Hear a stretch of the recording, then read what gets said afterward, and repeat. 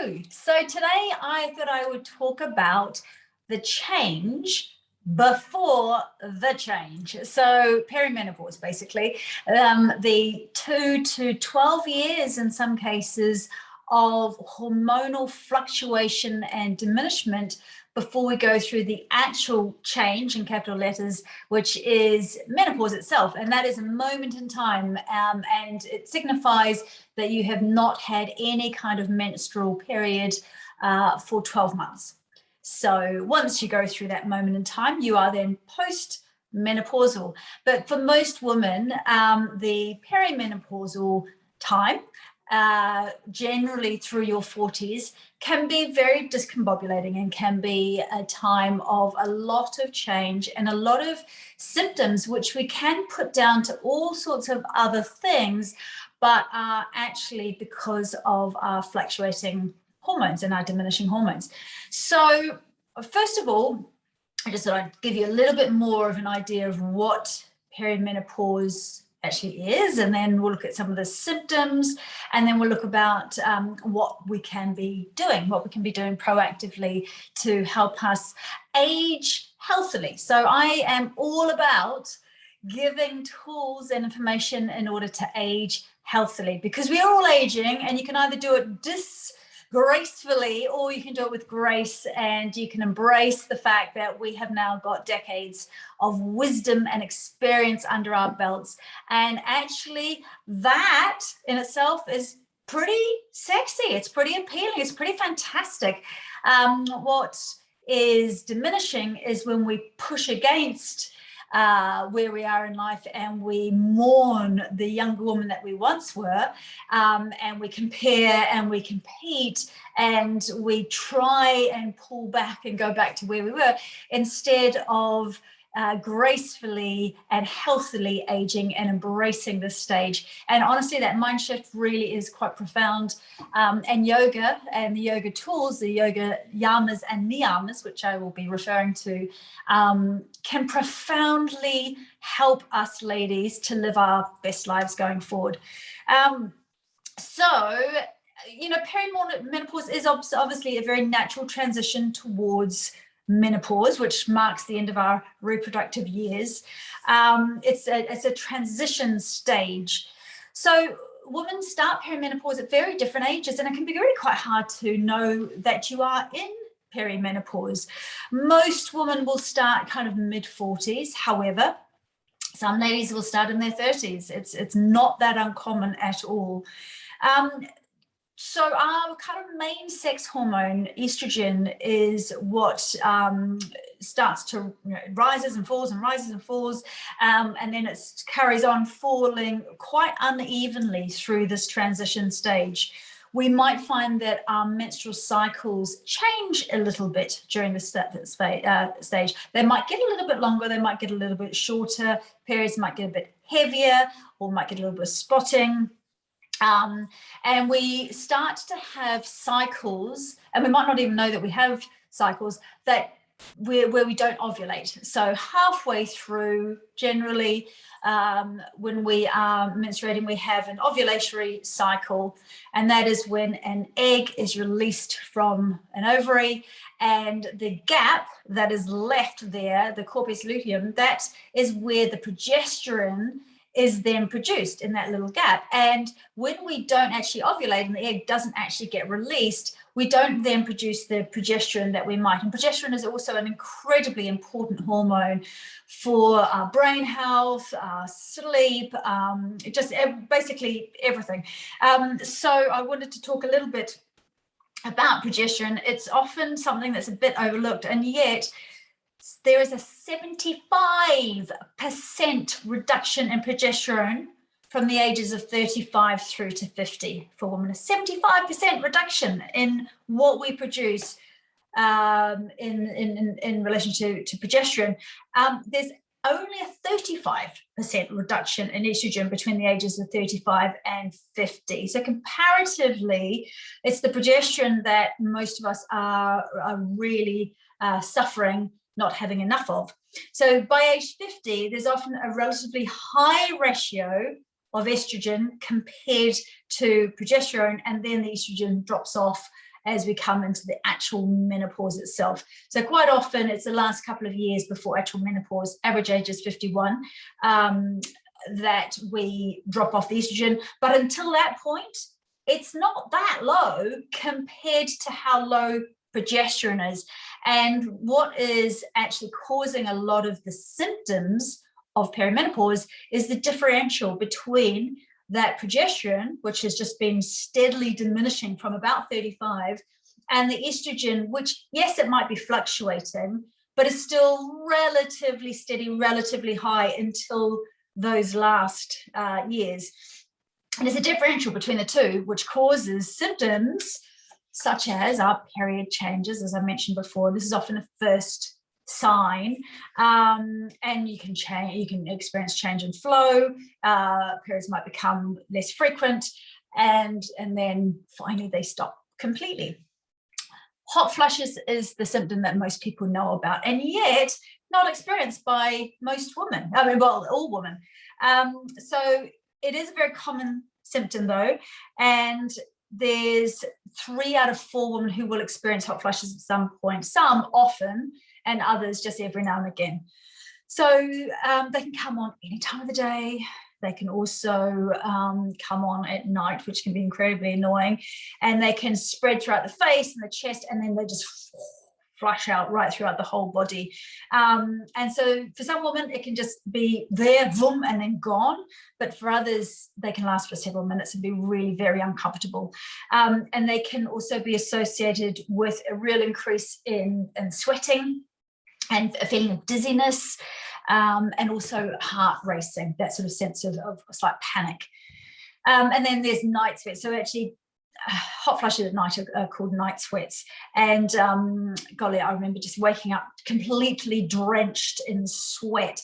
And it's, I don't know if you guys remember, once you've had your babies, often in that period where the progesterone is dropping down quickly after you've given birth, you have a similar extraordinary, sweating basically at nighttime, and it's a similar kind of thing. So similar hormone disruption causing this. And it can be very obviously disruptive to your sleep, and find that your moods are very affected by this lack of sleep. And that brings us on to fatigue and just poor sleep. So it can be related to the night sweats, but it can also be related to the drop in progesterone, which is your calming hormone. So sometimes we wake up all kind of wired and can't get back to sleep. And this can lead to brain fog. So brain fog is a kind of a collective term for symptoms such as memory slips, where you just can't remember the word that you were trying to say, or can't remember why you walked into that room. You're like, why did I come into this room? You have to go back again and come back in. Poor concentration, just simply not being able to focus on something, especially when your children are talking at you. Difficulty in absorbing information, especially new information, just incredibly hard to actually assimilate and get new information to stick. And it can feel like your brain is just stuck with cotton wool. It's this foggy brain and sometimes it feels like if you're moving your head, you also move your body, your head, your brain stays there. You've moved your head, but your brain has kind of stayed there, this horrible stuffed cotton wool feeling. And it can affect everything. It can affect all, even the simplest of tasks, reading a recipe, having a conversation. Like I said, learning something new at work can be really tricky when you're suffering with brain fog. Another very common one that's probably not talked about all that much, which should be, is just a loss of sexual desire. And, you might have been a younger woman who loved sex, but suddenly it's just like, there is no libido. You just do not feel like having sex. And it's because of this diminishment of hormones, and like I said before, the differential between the estrogen and the progesterone. So yeah, very, very common to lose interest in, and also the sensations of sex can diminish as well. So one thing to remember is that women have testosterone just like men. In fact, we have 4 times as much testosterone as estrogen. So that's really interesting. And when this hormone drops away, which it does as our ovaries start to shut up shop, it can really influence our sex drive. But do not worry, it can come back. And yeah, so it's not just you, it's your hormones, basically. Another one, which is often just not associated with perimenopause, is joint aching. We can feel like, oh my gosh, we've got arthritis, but it can be a lack of estrogen. So joint aching, and also muscle aching and muscle stiffness. So stiffness, like you've never experienced before, where you really know, going for a walk and you feel like, oh my goodness, my pelvis and my hamstrings have just locked up. So just knowing that estrogen, so this often happens in the couple of years before actual menopause, estrogen is so important for providing lubrication for joints and preventing inflammation. So when our levels are lower, it can lead to this feeling of aching, etc. I find a lot of women have shoulder issues when they're perimenopausal, because obviously, you know, especially when women might play tennis or, you know, putting out the washing, that kind of thing, and we have movement through our shoulders, which maybe we're not used to, and everything has stiffened up and dehydrated, it's a lot more likely that we'll end up pulling something, getting some kind of, a locked shoulder, that sort of frozen shoulder. So estrogen, and potentially supplementing with estrogen, can be really important, but just as important is keeping the mobility through all of our joints. So doing circular kind of movement and making sure that is something that we factor into each week. Hair and skin changes, this is a big one, because suddenly we can just start to feel old, you know, like it just the skin starts to feel saggy and wrinkly, the hair gets brittle and thinning, nails start to get all flaky, you know, actual skin. I don't know if any of you have experienced the insane itchiness. So at night, when you suddenly, your body is just itchy, you just need to scratch. And that is the lack of estrogen and the muscle fibers themselves dehydrating. So you're getting lack of elasticity in the skin, because estrogen helps us to build up collagen, and so estrogen is essential for that collagen, which of course we need for nice supple skin. I was going to say, you might also find that hair becomes drier, and also you might start to get a bit of hair on your chin as the estrogen starts to drop away. Those of you who suffer with migraines and headaches, often they become a bit worse, because worse and often closer together. So again, yoga techniques can be incredibly helpful and can potentially, going on body identical HRT, can be very helpful. Vaginal and urinary symptoms. So obviously this is stuff that I talk about all the time in my classes, because I love talking about the pelvic floor. And the whole pelvic bowl is very estrogen rich, and especially this type of estrogen called estriol. And when we start to have the estrogen tapering off through our 40s and into our 50s, the tissues around the vagina become very thin. They can become very dry, and that leads to a feeling of itchiness, and they can become inflamed. So this is known as vaginal atrophy, and it can also lead on to vaginitis. It can be very, very uncomfortable. It can change the pH balance within the vagina and lead on to infections and bacterial overgrowth. So, you know, our vagina, it used to be sort of costantinaed so that it could expand and contract for babies and for sex. But when we start to lose the elasticity, the vaginal walls become thinner, as opposed to, like I said, sort of costantinaed. And that thinness can make sex painful. It can actually lead to a bit of tearing, bleeding. And sadly, also, it can lead to the organs, the bladder, the uterus, and the bowel starting to drop down into those vaginal walls. So kind of literally shifting where they are in space. and both gravity and also a lack of strength and elasticity means those organs can drop into like a prolapsed position. So they're prolapsing out of their correct positions. Also, lower estrogen thins the lining of the bladder.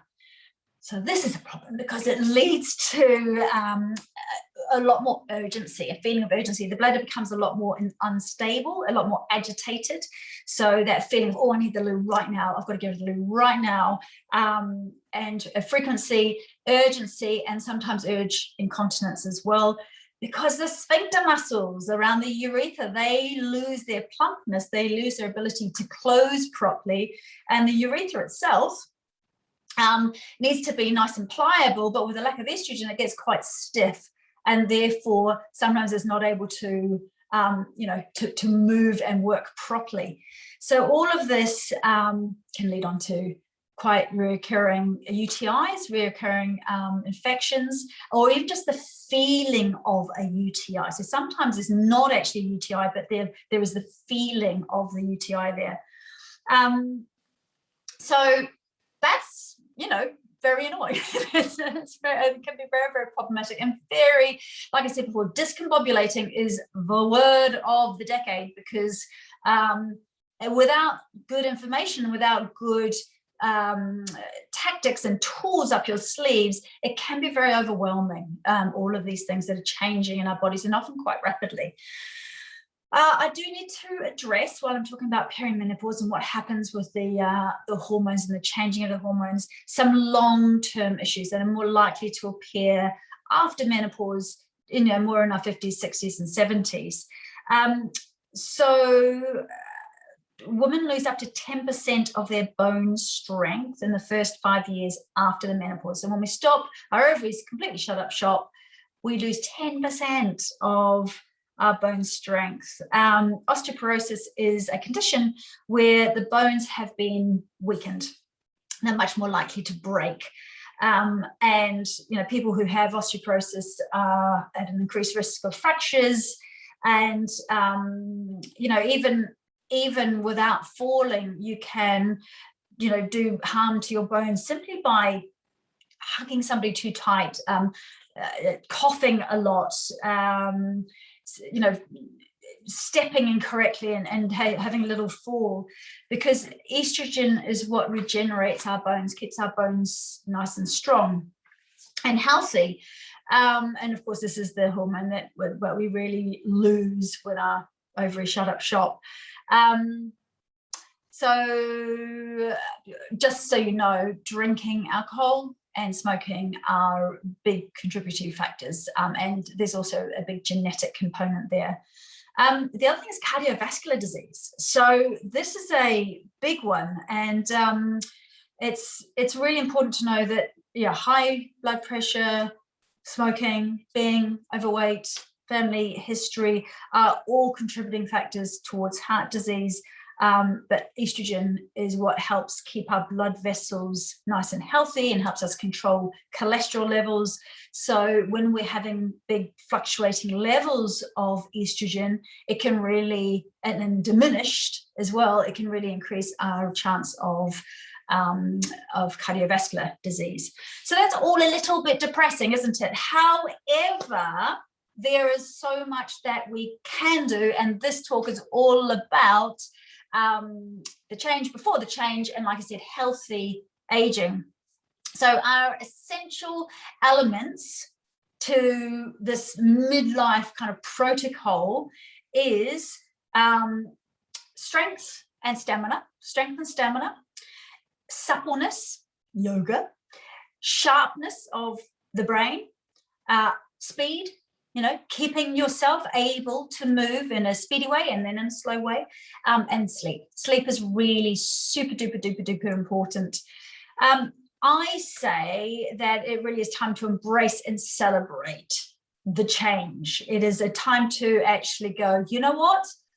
I'm going through the stuff and I'm moving into my wisdom years, and starting to allow ourselves to be comfortable in our own skin. So basically putting two fingers up to the notion of what we kind of, in inverted commas, should look like, what we should feel like, what we should be contributing to society, etc., etc., etc., etc., and actually going into radical self-care and radical kindness to self.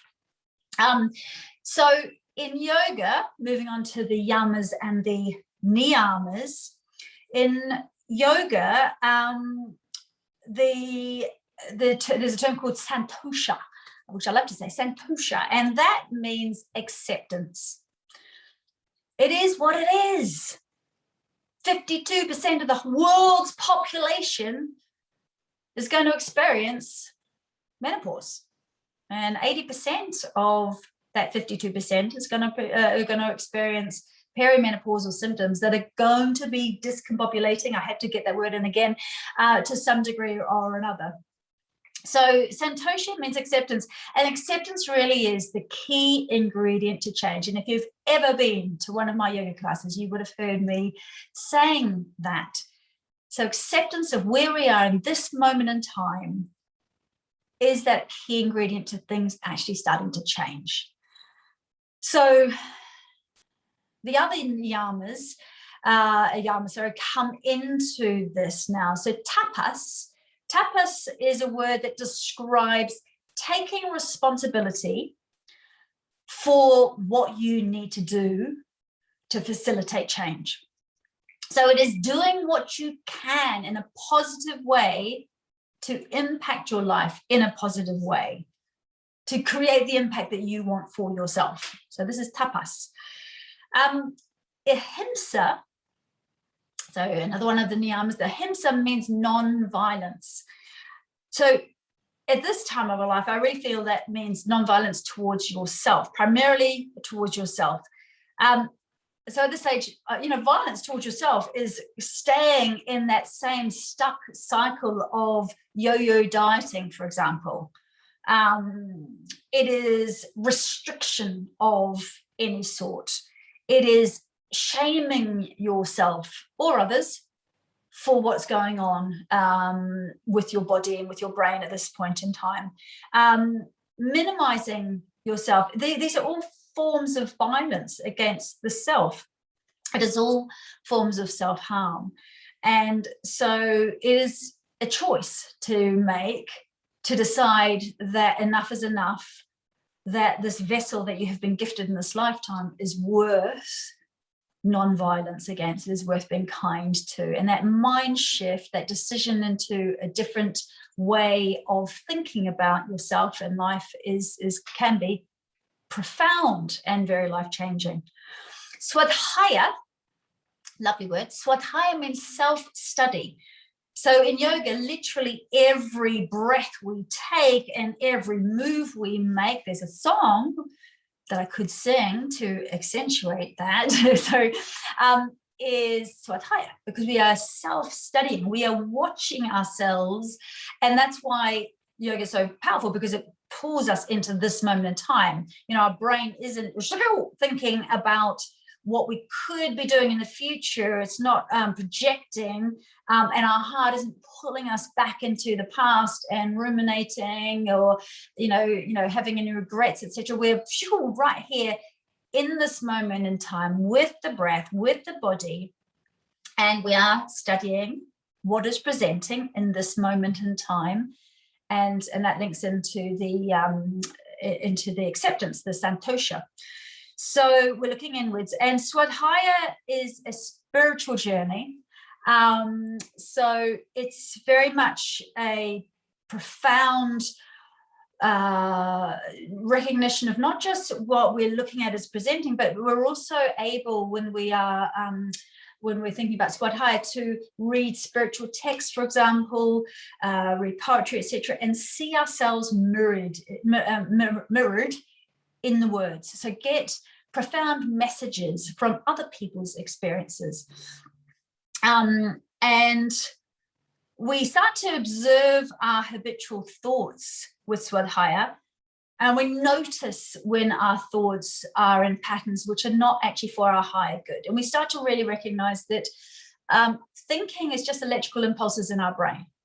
So we actually have mastery over those thoughts that pop up, and they do pop up like popcorn constantly, pop, pop, pop, pop, pop. And we actually have mastery over which thoughts we choose to think.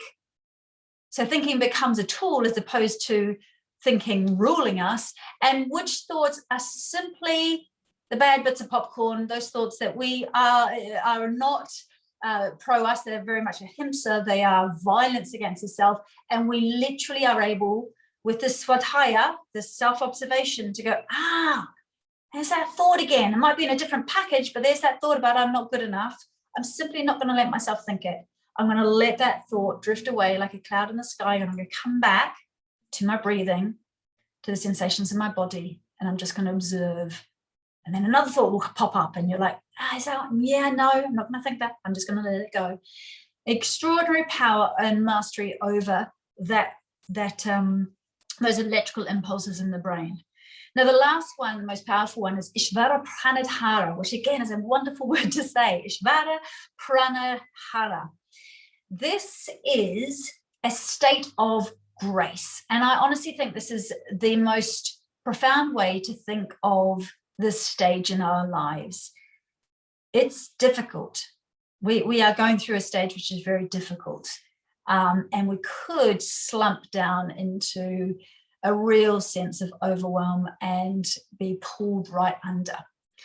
But what did my daughter just say to me earlier on?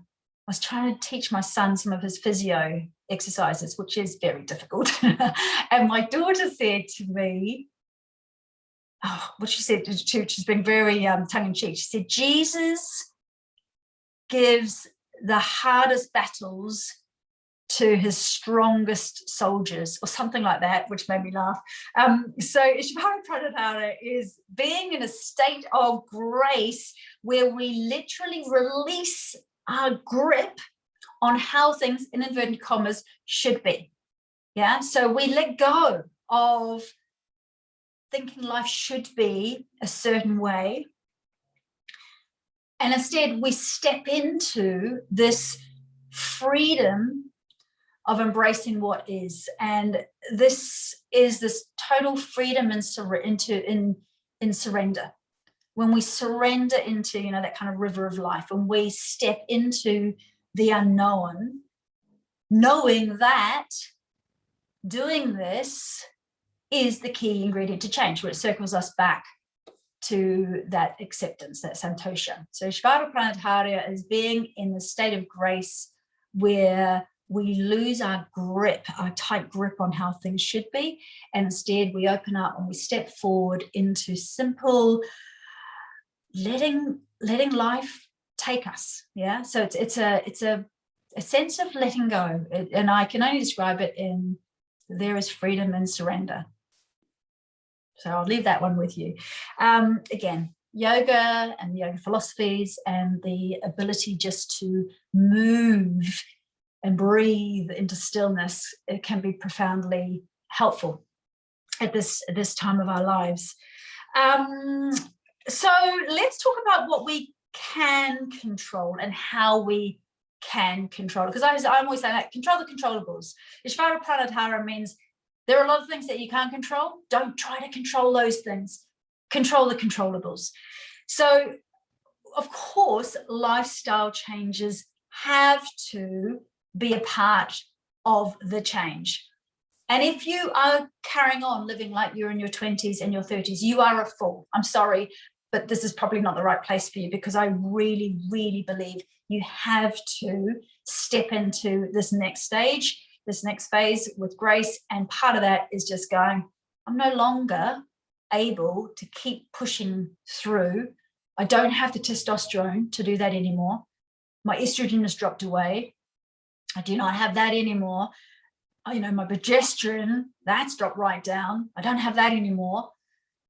So even if you're on HRT, even if you're replacing some of those hormones, you're never going to replace them to the levels that you had when you were younger. So honestly, if you are trying to juggle like a superwoman, parents getting older, job, full-time job, kids, teenagers, animals, running the household, thinking about all the birthdays and the birthday presents and so on and so forth, all the stuff, all the tabs that women have open, and trying to get spiritual growth in there, and trying to, be that hot sex pot that you used to be for your partner, and trying to get out with your girlfriends and still be the sparkly person that you used to be. If you are still trying to juggle all of those things, plus layering on all the extra bits and pieces that midlife throws at us, honestly, you're going to drop the balls. You're really going to drop the balls. And I had this lovely expression given to me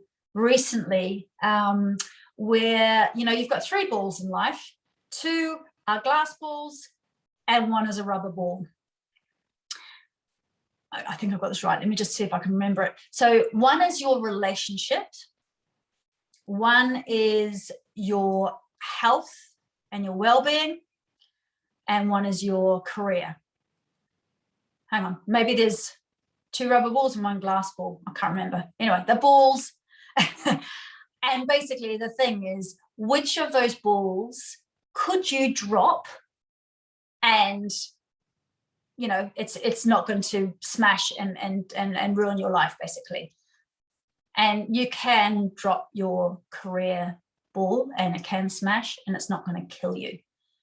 If you drop your health ball, that's the one you want to have as a rubber ball, but you really do not want to be smashing your health. And same with your relationships. Those relationships, your key relationships, are what will sustain you through life. So it's a mistake to get to our age and think that career is everything. It really isn't. And yes, we all need to make a living, but not at the expense of our long-term health and not at the expense of our long-term relationships. So what can we change? All right, so we can start being smart with our exercise. We can start thinking about the fact that we need to look after our bones.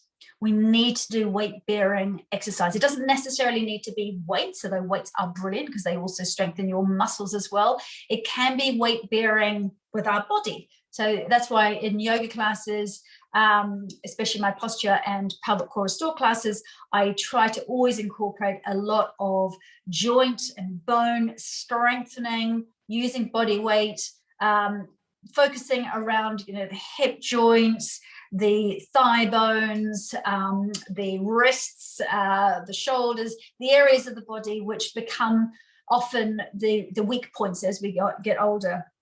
So looking after your bones and with your nutrition as well, making sure you look after your bones. Brain health, super duper duper important. A lot of women will want to be taking a HRT, estrogen HRT, in order to keep their brain functioning and keep their brain clear, and maybe even testosterone. So currently in the UK, testosterone is off license for women. It's fully licensed for men, even though, like I said before, we produce so much more testosterone than we produce estrogen. So it's crazy that this hormone that our bodies produce is not actually licensed for women. However, a lot of specialist doctors will either prescribe a tiny amount of what is licensed for men, or there is a product from Australia which is created specifically for women. Unfortunately, at this time in the UK, you cannot get that on the NHS, or at least you need to have a doctor who knows a lot about prescribing HRT and is willing to do that. Otherwise, you'll need to go and see a specialist menopause doctor in order to get that prescribed. Otherwise, doing stuff to keep us sharp, well, primarily get enough sleep, keep hydrated, really important, eat really well, eat anti-inflammatory diet. It's really important to keep our inflammation down for brain sharpness. And then do things like dancing that are going to keep your left and right brain hemispheres firing. So I do a lot of cross patterning work in my classes where we take the arms across the midline of the body, or Nadi Shodhana, which is alternate nostril breathing, that helps to basically regulate the 2 hemispheres of the brain, all of that kind of stuff. Also just things like Sudoku, if you're into that sort of thing, crosswords, learning a new language, doing things that are keeping you alert and learning new stuff. Keep your brain sharp. Heart health. So my contribution to heart health in my yoga classes is to keep the thoracic area nice and mobile. So that means a lot of lateral stretching, a lot of twisting, mobilizing through the spine around sort of bra strap area and above to keep the arterial area nice and flexible. Because basically, if you become really stiff here and like a stiff tin can, it will affect the pliability of the arteries around the heart. So we just need to be careful about keeping up with the supple movement. Remember, we have different types of muscle fibers in our body. Just going for runs or walks every day or every other day, or doing HIIT classes, which are quite linear, are not enough. We need to be doing circular, lubricating kind of movements for our joints, keep the muscles nice and supple and elongated, and keep this sort of pliability, especially around the heart. Nutrition. So I'm not going to go into lots of info about nutrition, but just to know that nutrition in midlife changes. We cannot get away with what we did when we were in our 20s and 30s. Primarily, we do not process alcohol like we used to. Your liver is going to prioritize processing hormones. So if you have had just 1 or 2 drinks, you're going to feel it the next day, like maybe you've never ever felt it before. So sadly, you just don't process alcohol like you used to. So I think it's just like, accept it, have a drink every now and again when it's a special occasion. Otherwise, just try and drink something else, drink water, drink flavored waters, etc., etc. Apparently, I have heard from post-menopausal women, things start to settle down as you get older, and you can enjoy a drink or 3 or 4, and it doesn't have the same effect as it does in these perimenopausal years. Nutrition also, we need our good fats, so make sure you get in your eggs, your salmon, your avocados, your chia seeds, your olive oil, things that are the precursors to hormone production. So hormones, our sex hormones, are derived from cholesterol. So cholesterol is not a bad thing as long as you're having good cholesterol, not a huge amount, but just, a sensible amount. We need this for our collagen, to keep everything nice and supple, etc., for our estrogen production and our progesterone production. So as the ovaries shut up shop, our adrenals, our liver, our brain, fat cells around our tummy, they all still produce hormones, just obviously at a very minor level compared to our ovaries. And so we need to be giving these organs the precursors, i.e. the nutrition, to make the hormones that they could make. The next thing is stress reduction. So like I said, the adrenals kind of take over being the primary hormone producers when our ovaries start to shut up shop. But our adrenals obviously also produce cortisol and adrenaline. And there's a thing called pregnenolone steal. And if you are a stressed out bunny rabbit and you are always in that fright and flight, and you're always going from looking after parents, looking after kids, looking after job, going out, not getting enough sleep, going to bed too late, looking at emails, looking at social media, then your adrenals are going to be firing cortisol constantly. Oh, it's just exhausting just even saying that. So, and they will not be producing the bits of progesterone and estrogen that they could be. So you will start to have worse and worse perimenopause symptoms.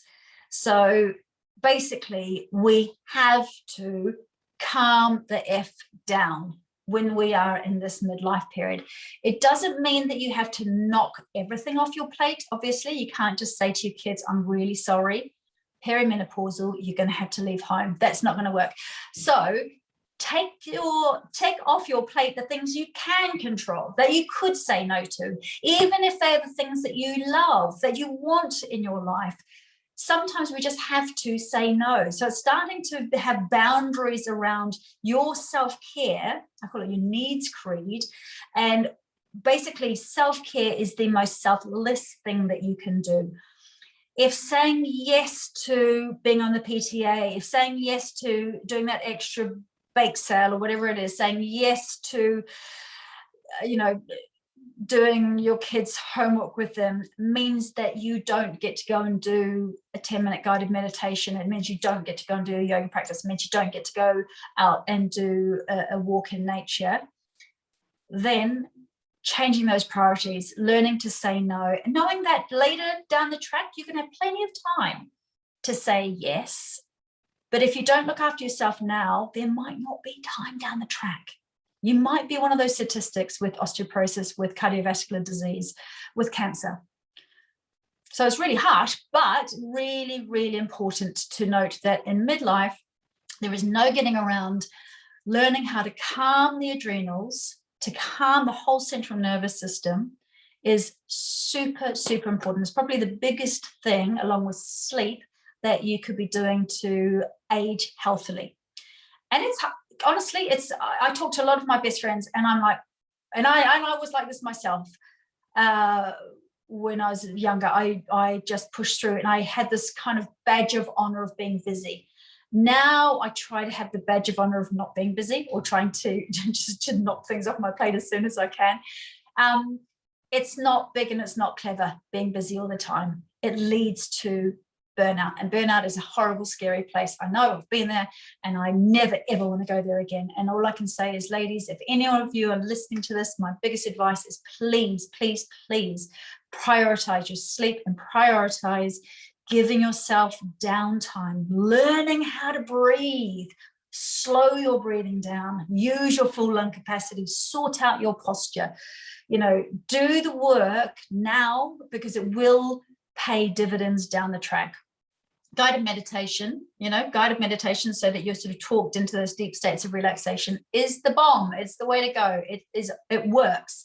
It stimulates the vagus nerve. The vagus nerve is that parasympathetic nervous system, super highway to that state of calm. And that's what we need in order for everything else to function as well as possible. Deeply relaxation. The other thing is laughing. Lighten up. Do connect in with your girlfriends and have a laugh. So don't talk just about how everything's falling apart and it's terrible. Or if you are, black comedy, have a laugh.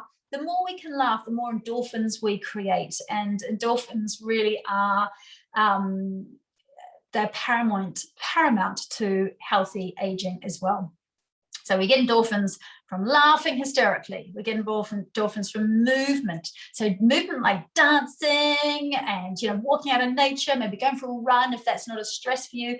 We don't get endorphins from doing stuff which exhausts us.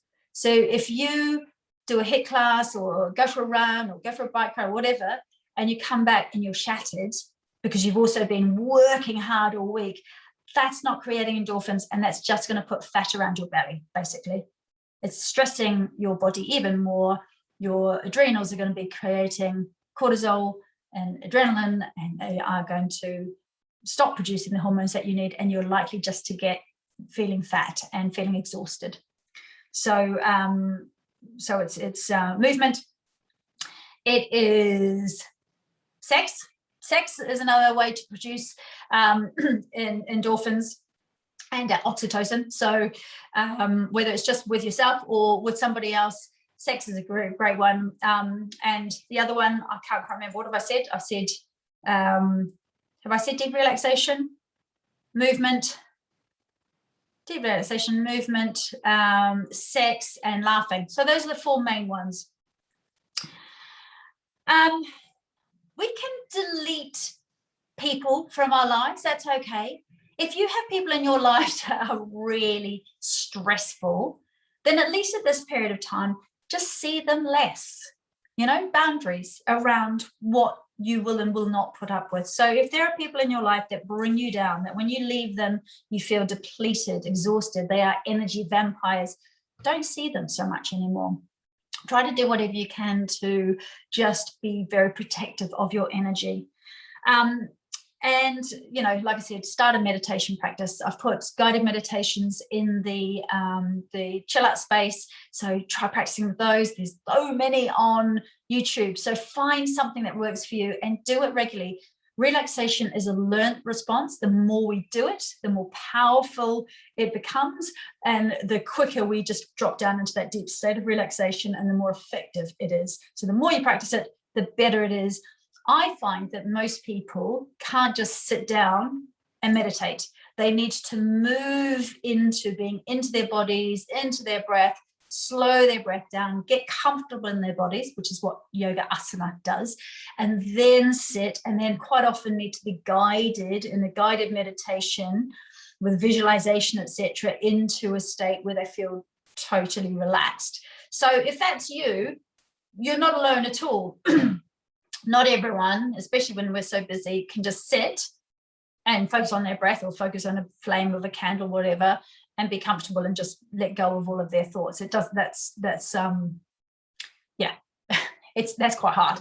So then the next thing is just reduce your toxic load, whether that is social media, and it is toxic. We got to admit it's toxic. So if you're feeling overwhelmed, turn off your phone at least a couple of hours before you go to bed so you can unwind properly. Reduce your social, maybe even just have a total detox of social media for a week or two. Reduce your household chemicals. So if you're finding that your histamine levels are all over the place and you're finding you're becoming a lot more reactive to smells of paint and of chemicals, you get itchy skin, etc., then honestly, you need to reduce the chemicals around the home. And like I said, people who are just toxic for you, or whether it's listening to toxic people like Donald Trump, just don't do it. Try to reduce all that. Improving your gut health is a big one. So the gut biome really does affect how well we process estrogen. And for a lot of people, through perimenopause, they actually have an estrogen dominance. And it's quite a complex thing, which I'm going to leave for another talk, but we want to make sure that our gut is working really well and we're not constipated, we're eliminating really well. And so a big thing, if you do have gut dysbiosis, if you do find you get really bloated, or you go from diarrhea to constipation a lot, if you get really gassy after certain foods, then it might be that you've got leaky gut, and you need to do a gut healing protocol and start to try to build up those good bugs and stop all the things that feed the bad bugs. So all those simple, complex, carbohydrates, your white flour and cakes and so on and so forth, and sugar and alcohol, all the things that feed the bad bugs, and get in lots of above ground green vegetables, huge variety of vegetables. We want to get variety from lots of different sources. Fiber, really, really important, but watch it if you haven't yet got the bugs able to digest legumes, etc. So it might be that has to be a very slow introduction, but all of us need to up our vegetable intake and protein. We all need good protein at each meal. So whether you eat lean meat, or whether you have a vegetarian or vegan protein support, just make sure you get protein in every meal, and good fats. Like I said before, good fats really, really important in order just to help everything work well. Add in more nature. So get out, do your me and tree time, get out into nature. It is so healing to be near the sea, to feel fresh air on your skin and going through your hair. It's so healing to be around green and just for your eyes to rest on green and the browns of nature. Get in more nature. It really is super, super important. And then, power up when you've got the energy to do so. So, when we have different fluctuating energy levels throughout the month, you don't want to be powering up when you've just had a massive drop off of estrogen and progesterone, and you've got a week or so before your period. That's the time to do a lot of walking in nature, having a bath, doing your guided meditations and stuff.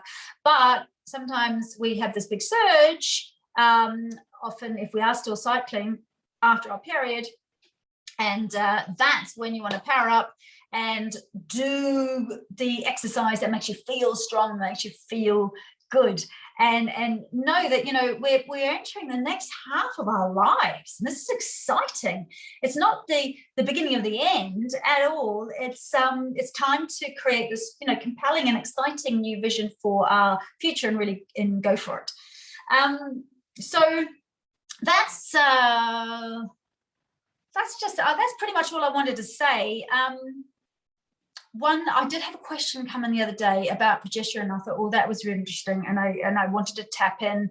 A lot of people don't realize just how important progesterone is, and when you think about it, we have an extraordinarily high, most people have an extraordinarily high capacity to have progesterone, and as I said before, it drops off by about 75% through these perimenopausal years. So it's quite dramatic. And it's a differential between our progesterone and our estrogen that are behind most of our symptoms. So when you think about progesterone is what prepares our body for pregnancy. And that's why when we're in pregnancy, we feel chilled, nothing much of a problem. We're very happy just to look after ourselves and be, rest when we need to rest. And, because progesterone is the chill out hormone, it affects our brain function. It really affects our feelings of calmness. It's a very anti-anxiety hormone. So when we're very low on progesterone, our anxiety levels can be very high. It affects our sleep. So when you're low on progesterone, insomnia can be a real problem. It promotes the relaxation of the smooth muscles of the intestine. So low progesterone can mean a big increase in IBS symptoms, in spasming and colitis. So if that is becoming more of a problem in midlife, it might be that progesterone supplementation is the way to go to help things just calm down again. It also helps to smooth the vascular vessels, so around the heart as well. It's also very linked into pain tolerance. So fibromyalgia symptoms are often associated with low progesterone. And when you know that low progesterone can start from late 30s, and sometimes if you're going through an earlier menopause, it could be mid 30s. And you might be diagnosed with fibromyalgia. Well, it could well be that first port of call needs to be getting your progesterone levels sorted out. The other symptoms of relative progesterone deficiency are premenstrual migraines. So right before your period, when the progesterone drops right off, you might get more migraines, and PMS-like symptoms, so feeling really crotchety. You might have sort of excessive bleeding in periods with low progesterone, or relative low progesterone compared to estrogen. Like I said before, it's very attributable to feelings of anxiety and nervousness, and also twitchy leg syndrome. So I have historically been very low on progesterone, and supplementing with progesterone has been life-changing for me. But I used to get this twitching of my legs and this itching of my skin. So twitching was a nightmare. And that's, thank God, stopped. Heart palpitations, sudden racing of the heart, that is also often a sign of a dysregulation of progesterone. And feelings of depression. It's an awful lot, isn't it? Depression, and like I said before, fibromyalgia type of symptoms can actually be because of low progesterone. So something to know. Now, I'm not an HRT. I do advocate HRT actually. So I will say I do, because I didn't know much about it, and now I know so much more. And I'm like, hang on a minute, it should not be demonized or linked in with breast cancer and blood clots and so on and so forth, like it was in that very damaging 2002 study, which is still being quoted even though it's been proven to be very incorrect. So just so you know, especially here in the UK, we're lucky, because in the UK we're kind of ahead of the rest of the world when it comes to getting body identical HRT on the NHS. Modern HRT, so body identical HRT, is derived from the wild yam, and it is converted in the lab to be exactly the same molecular structure as what our ovaries and adrenals produce, and brain, etc., produce ourselves. So old style HRT was synthetic. It was for estrogen, it was derived often from mare's urine, concentrated mare's urine, and it wasn't the same molecular structure as what we produce, so it didn't have the same effect on brain, body, bones, so on and so forth. And It also had a lot of side effects, which the body identical stuff doesn't have. So we're very lucky that we can get, well, very lucky, we should get it, crikey, it's important. But just so you know, if you're really suffering, you do have to make all the lifestyle changes. That's a non-negotiable. But making a choice to have a conversation with a well-versed, well-trained GP in modern HRT, somebody who's been trained in the last year or two, not somebody who did a module 20, 30 years ago at med school, somebody who knows about recent changes in research and what is available now and is able to prescribe you according to your specific issues. We're all very different. But just knowing that for most women, this is a big generalization, but for most women, it is actually that progesterone that is needed to be supplemented in the early 40s and mid 40s, because that's what is dropping down, remember. And the estrogen, which is kind of what everybody talks about in the media. Everyone's like, estrogen, estrogen, estrogen. And yes, estrogen is very important, but for a lot of us, we're actually estrogen dominant through most of our 40s, and it's not until we get towards the 50s that the estrogen is actually dropping off, and we might need to supplement with estrogen. These days, the estrogen is transdermal, which means it goes through the skin, and so it doesn't have to go through the liver, and it is not associated with any increased risk of breast cancer or deep vein thrombosis. So that's really important to know. But yeah, progesterone, we need to have, these guys work together, the estrogen and progesterone. We do need, if we still have a uterus, we need to have progesterone to protect the lining of the womb if we are using estrogen as well. But not, you need to see a specialist doctor for them to truly understand the component of the progesterone and just how important that is for our overall health. What else? Oh, just of course, because I love to talk about our bits and pieces downstairs. You are, totally safe to use topical estrogen cream around the vulva and inside the vagina, even if HRT is not something that you need or want to supplement with. The topical cream does not go into the bloodstream. So using vaginal estrogen is not going to affect your brain. It's not going to affect your breasts. It's not going to affect anything else. It's just going to, it's like using good eye cream. It's just going to plump up the sphincter muscles. It's going to help the urethra be a bit more pliable. It's going to help calm that thinned bladder down so it's not quite so agitated. It's going to help the vaginal walls not to become quite so thin and weak, so it's going to plump the muscle fibers up. If you've got an episiotomy scar or terum scar, it just will help that scar tissue become more sort of lubricated and elastic, so it's not quite so dried out. A lot of people experience splitting of old scars, and that's not nice at all. So using topical estrogen cream, it's very, very low dose, and it, like I said, doesn't go to the bloodstream. Most GPs should be very happy just to prescribe it to you if you say, look, I'm getting itchy nose, dryness, frequent UTIs, frequent urge frequency, go and talk to even just your regular GP, and they should prescribe that with no problem.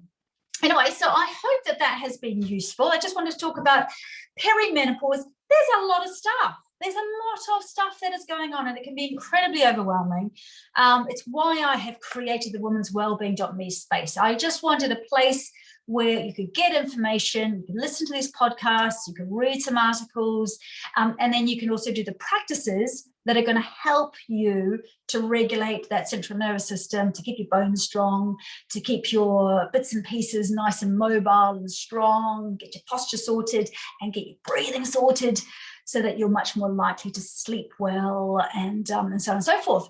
So if you've got any ideas for things that you would like to have in the women's wellbeing space, please by all means get in touch. I'm all ears. Over the next 6 months to a year, I'm going to be expanding it and bringing other people on board. I'm doing extra training now. I seem to be doing a lot of training at the moment, but I'm doing extra training now up until Christmas, and you guys will be reaping the benefits of all of that in the coming months. Anyway, I hope you have a great day, and thank you for listening. And I'll see you on the mat soon. Okay, take care. Bye.